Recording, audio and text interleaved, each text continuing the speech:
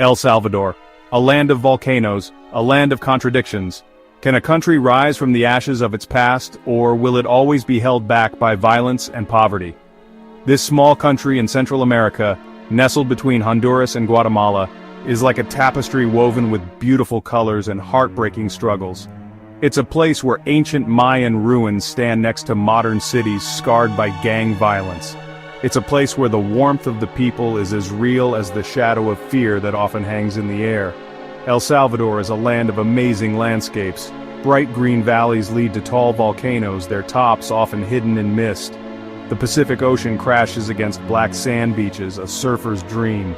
But beneath this beautiful surface is a country wrestling with serious problems. Poverty is everywhere, and gang violence has troubled the country for decades.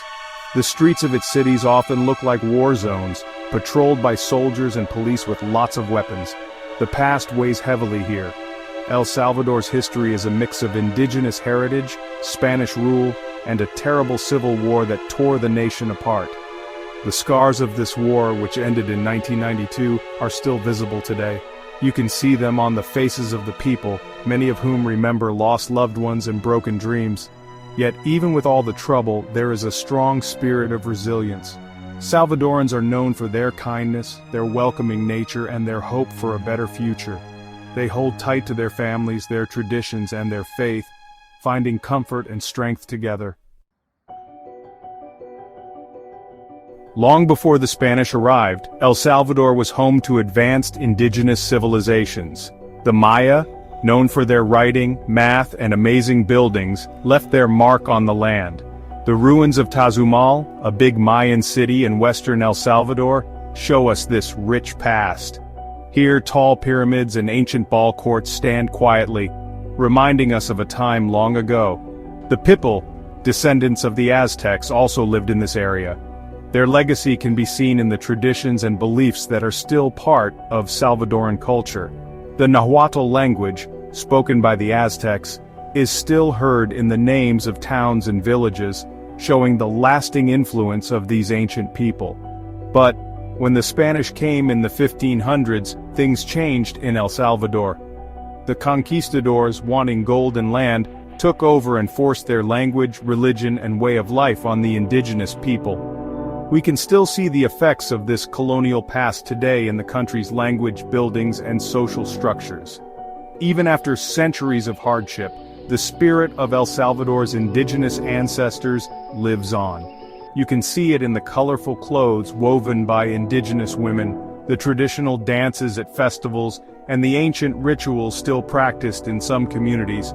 It reminds us that beneath the modern surface, the heart of ancient civilizations still beats strong.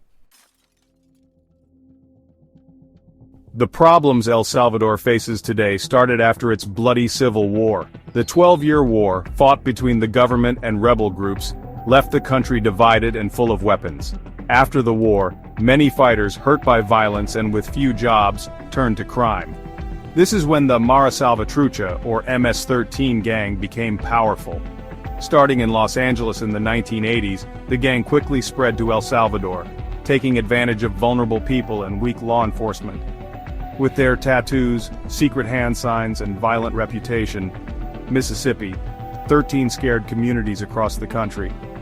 Barrio 18, another powerful gang from Los Angeles, also grew in El Salvador. The rivalry between these two gangs turned the country into a war zone, with innocent people caught in the middle.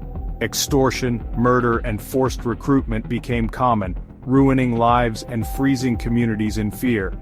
For many Salvadorans, life became about survival. The fear of gang violence affected everything, controlling where they could go, who they could talk to, and even what they could wear.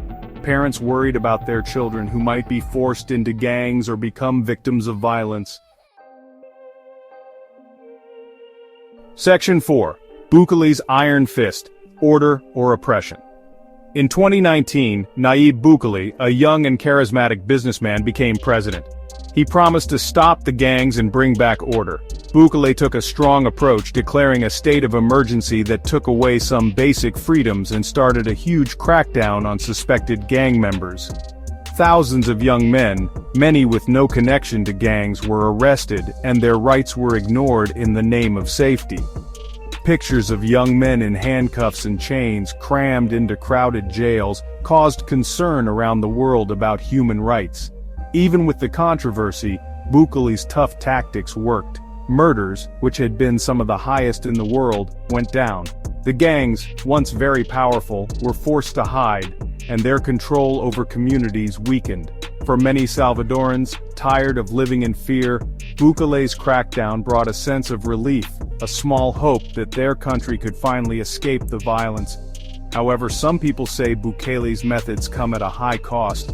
They worry that his disregard for the law and his silencing of opposing voices are hurting democracy and creating a climate of fear. They argue that his strong-arm tactics could be very damaging to El Salvador's fragile democracy in the long run.